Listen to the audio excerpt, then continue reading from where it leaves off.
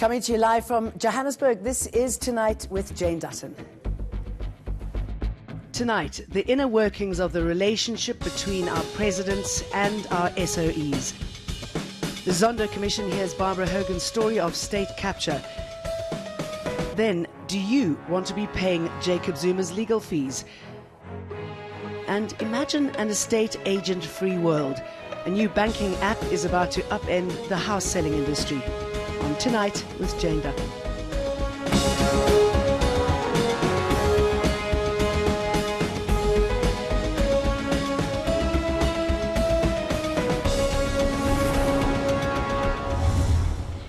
Exposing the links between Jacob Zuma and state capture and the extraordinary presidential interference in SOEs. We sift through former Public Enterprises Minister Barbara Hogan's damning evidence on the stand. And yet, shouldn't we do the right thing and actually pay for Jacob Zuma's legal fees? We paid for Wouter Besson, dubbed Dr. Death, who designed chemicals to incapacitate people so they could be kidnapped and thrown out of helicopters. And Magnus Malan, one of the most powerful men during the apartheid era and reportedly a central figure in a paedophile ring. So why not Zuma? Also, getting rid of the estate agent. FNB has launched a new app that does just that. That means those ridiculously high fees you'd have to pay when selling your home will remain in your pocket. How does it work? Stay tuned and we'll tell you. Those are my questions. What are yours? You can call us on 011-759-6340. You can also use the hashtag Tonight with Jane Dutton. But first, Shahan is standing by with the news. Shahan. Thanks, Jane. Appreciate it. Our top stories tonight. Former Public Enterprises Minister Barbara Hogan named and shamed Jacob Zuma at the state capture inquiry today. She accused the former president of insisting Siyabonga Gama be hired as Transnet CEO, despite him facing serious charges of misconduct. Gama has since been fired. Hogan also testified that ANC structures were deciding on appointments at state-owned enterprises. Jane has that explosive full story in a moment. 3 senior SARS employees have asked Union APSA to submit evidence to the state capture inquiry implicating Public Enterprises Minister Pravin Gordhan. The Academic and Professional Staff Association is accusing Gordhan of, among other things, spending 8 billion rand on SARS's IT infrastructure without following proper procurement processes. The union says it's had the evidence for over a month now, but only revealed it after the minister admitted in a leaked statement that he had met with the infamous Gupta brothers. Gordhan is due to appear before the Zondo Commission this month. And do that which is necessary in the national interest, because for me... Eskom is warning of an increased risk of load shedding. The utility stockpile of fuel is depleting fast, with 5 power stations having less than 10 days' worth of coal. Efforts to increase its supply may only have an effect by March next year. Eskom is currently using costly diesel plants to supplement power. The South African Grid Code requires Eskom to maintain stock levels at 20 days on average at all of its power stations. And 2 firefighters who survived the deadly Bank of Lisbon blaze have been discharged from hospital. The fire, which took several days to extinguish, claims the lives of 3 firefighters. 2 months later, and authorities are still investigating the cause. The injured firefighters say they want to know what happened to their colleagues who didn't make it out alive. They've thanked the medical staff who have been able to save them through numerous skin grafts. They describe the process as hellish. Thank you very much.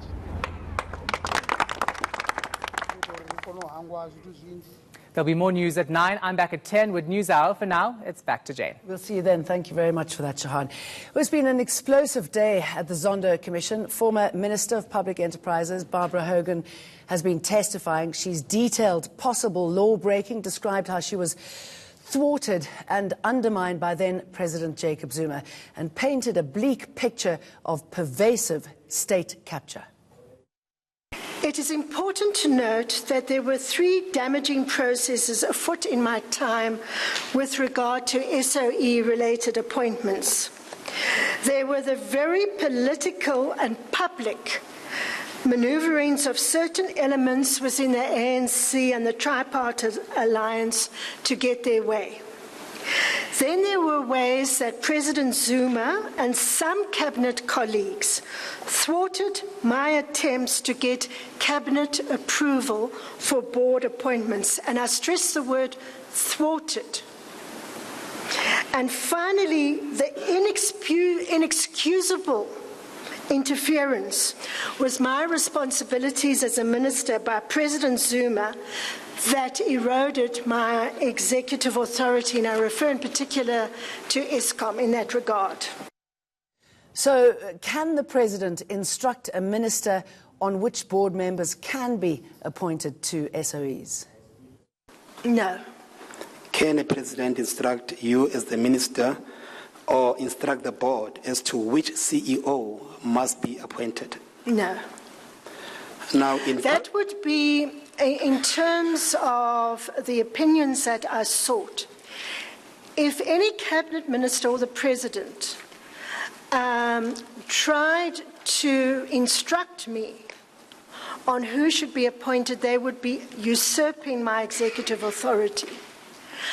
The opinion went so far as to say that if a President or cabinet minister requested 3 names from which cabinet would choose, that would itself be usurping the authority or usurping the executive authority of that minister, because then it is cabinet that is choosing and not the minister.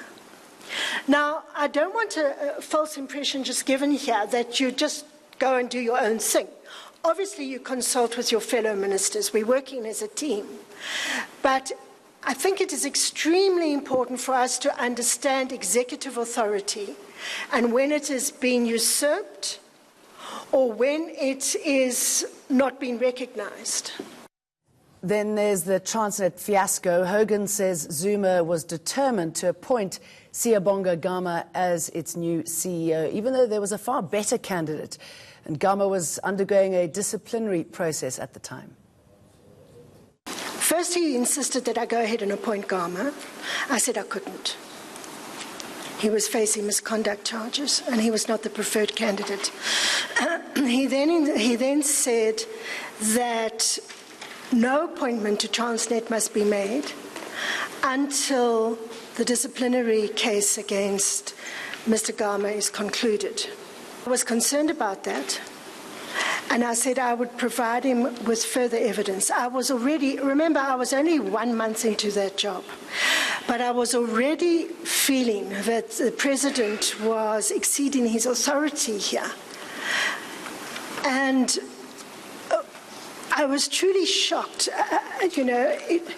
When you explain to the President that a person is facing misconduct charges, you expect a certain response that says, oh, well, if that is the case, let us look at the preferred candidate that the board is recommending. Do you know what I mean? You're not going to encumber Transnet, that is so important, with a candidate who's going to be involved in controversy.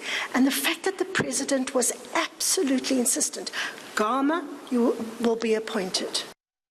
Next, the SAA fiasco. The Secretary General and the Deputy Secretary General kicked up a huge fuss in the media and publicly summons me to explain myself at Luthuli House. Myself and the Deputy Minister, we both went and we explained. At that meeting, I explained that SAA was in severe problems. And it was not easy to see a funding model. And I said, trust me, you are going to have real problems there.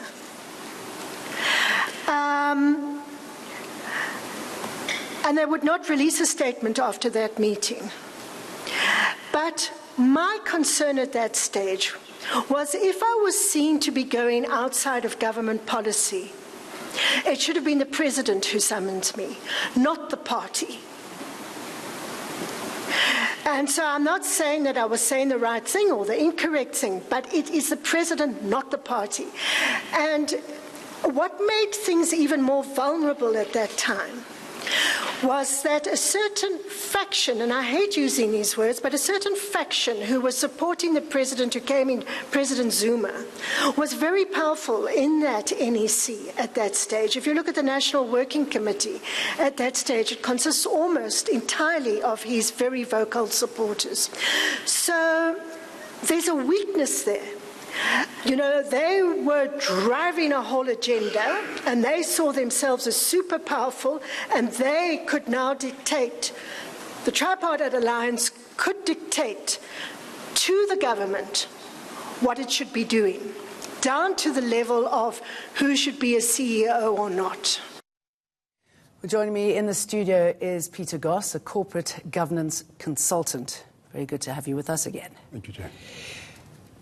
Interesting evidence today, right? Particularly how much involvement the president and his cronies had in determining who is chosen and who's not.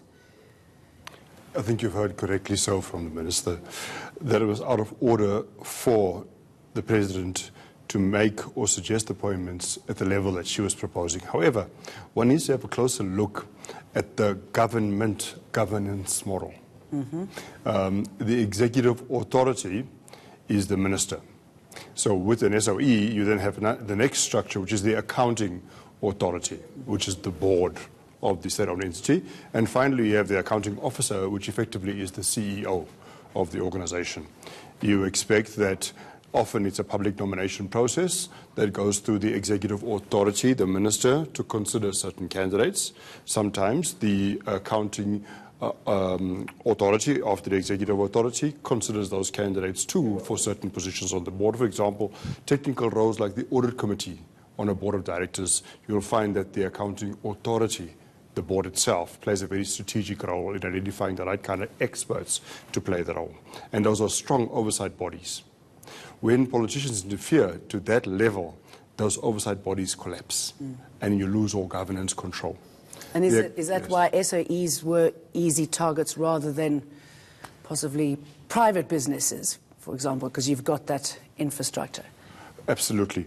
I think the other dilemma that we're playing with here is political interference at political party level, which has no place in this discourse. The appointment of a CEO, of an accounting officer, is not within the remit of a political party. But as you know, we've got the politics of slate, and you end up with a person appointed on account of historical loyalties as opposed to competency. And certainly contributes to the state of governance, the state of, we often have a saying in the consulting fraternity that some parts of government SOEs are Hollywood. People are always acting. Nobody's actually getting appointed. That's a very good description. Okay, talk us through what the president can and cannot do. What can he legally do? Because obviously the president's going to be meeting with businessmen throughout his tenure. So where's the line here? So this is the difficult one. Who's the boss?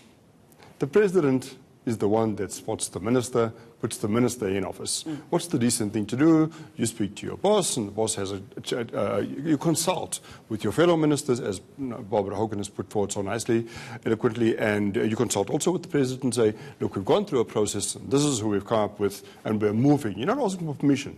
You're just consulting as you would in any business. In any business, the CEO, the board's nominations committee would consult with the chairperson of the board about potential incumbents before those incumbents are appointed. I myself chair a nominations committee of a private sector organization, and believe me, I don't just wake up one morning and say, yeah, the candidates. It's a consultative process. So the consultation with the president isn't irregular. It is normal consultation out of diplomacy with your principal. As you say, it's a consultation, not consultation, not seeking permission. I think here's the problem though. I think politicians, the executive authorities, ministers, have taught, I often say, you teach your boss how to respect you if you're a fellow executive and a fellow leader.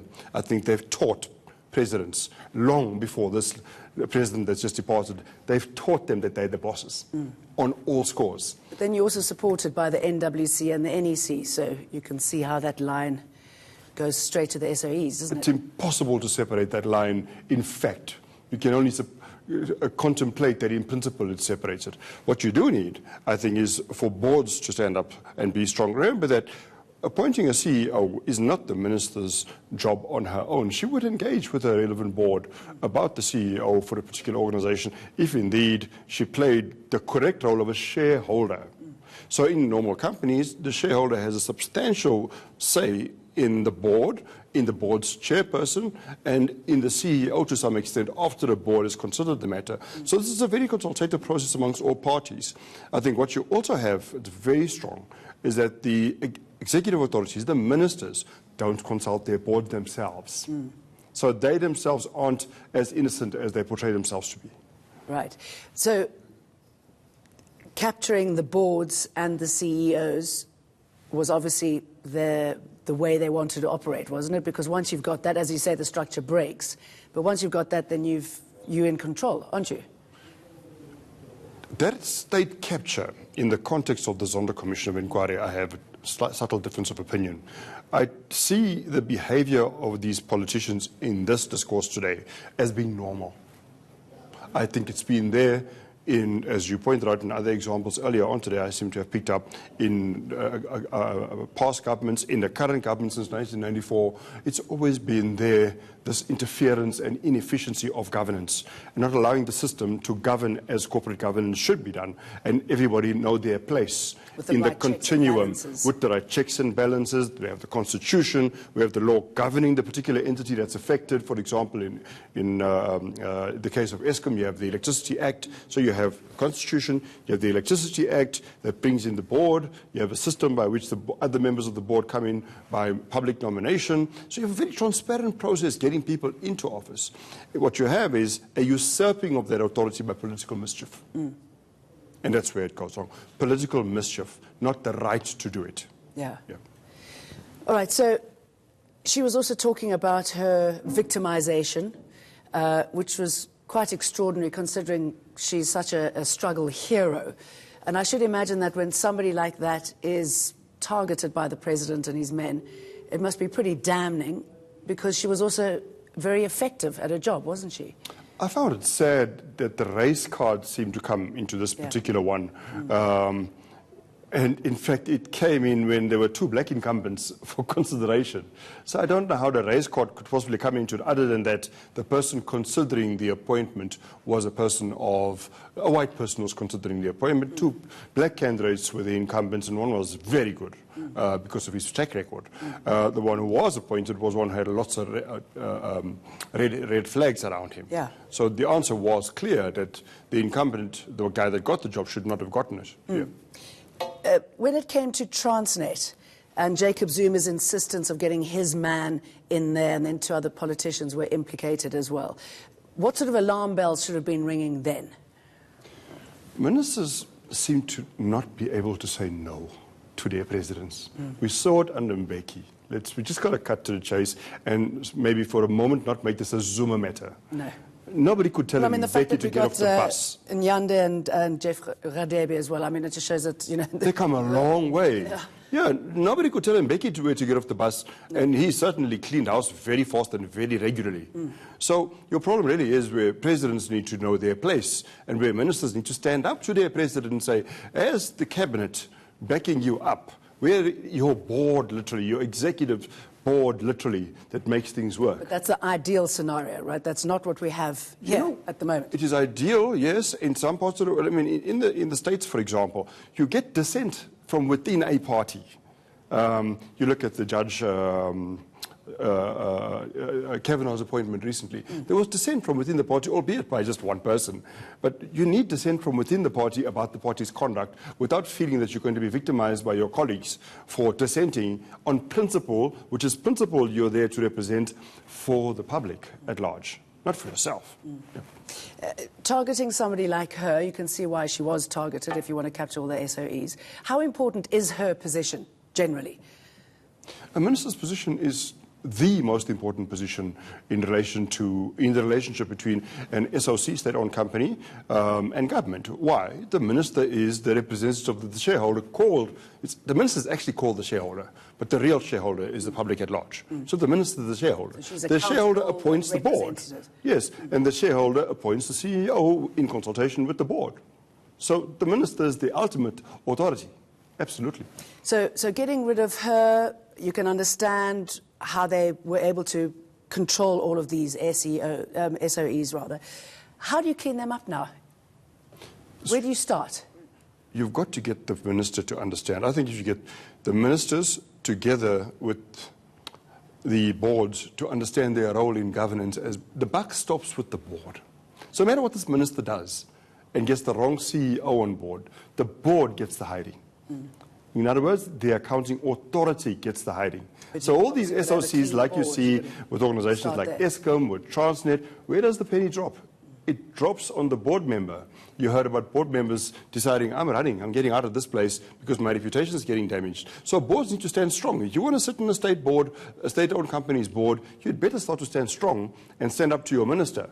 But what you find is, once again, another relationship that's not as strong as governance should be. The board should tell the shareholder where things stand, what should work and what shouldn't work for the organization. They effectively are the guardians of the company for the shareholder. So should the rules be rewritten, or are the rules? The rules are well written, Jane. I think the rules need to be implemented. And politicians need to back off. Politicians need to back off. I think state-owned companies need to start corporatizing their corporate governance, in my opinion. I think corporate governance discourse, albeit directed towards publicly listed companies to a large extent, shareholder interest to a large extent, stakeholder inclusivity being just lip service in the private sector, stakeholder inclusivity in the public sector is a critical component of good corporate governance, together with building value for the shareholder. But the shareholder is representing the stakeholder in a parallel model across various types of stakeholders. So the board is a critical role player in this, as would be in a company that is listed and the majority interest in the company is with shareholders. And with something like South African Airways, when you hear the extent there of political interference, what sort of damage does it do to its reputation? Because it's internationally known.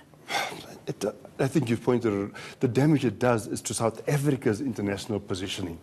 I mean, who wants to catch a flight on an airline that is on the verge of collapse, not knowing that you will definitely make it to your flight out of New York back to South Africa, as an example. So the damage is international, not just national. Back to the center again. I think corporate governance in state-owned organizations is strong on paper. I think you need strong boards with independent, non-executive members, not people appointed by this minister who is a shareholder and they represent only the shareholders' rights. The shareholder isn't quite representing all stakeholders, because the shareholder, as you just picked up, is answerable to politicians, is answerable to political parties. So more autonomy needs to be given to boards. The answer is boards need more autonomy. Boards need to apply a more corporate governance model, one involving majority, truly independent, non-executive board membership. And if they are allowed to work that way, how long do you think it'll take to clean up the mess? I honestly believe in a flash. I honestly believe in a flash, if you follow the basic tenets of corporate governance, which are responsibility, accountability, transparency, disclosure, disclosure, disclosure. Tell the shareholder, the broader public, the stakeholder where things stand, and at all times make sure you report comprehensively about all that's developing. I mean, all these matters we've been seeing, we've been hearing about. How many forensic reports have you actually seen? Do you have access to as the media? Good point. Very few. Where's transparency? Yeah. I did some work for a Scandinavian country not too long ago, and I tell you, I said to them, as a consultant at that point in time, my caveat is, you can't distribute my report widely. It's a private document between me and you. They told me, we won't pay you for your work. Why? Because it's in the interest of our public. Our public's paying you for your forensic service, so we will have your report. This is the kind of things that we should be demanding in South Africa. Okay, well, let's start now. Good to talk to you. Thank you very much. That was Peter Goss with us. Still ahead, should you pay for former President Jacob Zuma's legal fees? We'll discuss that.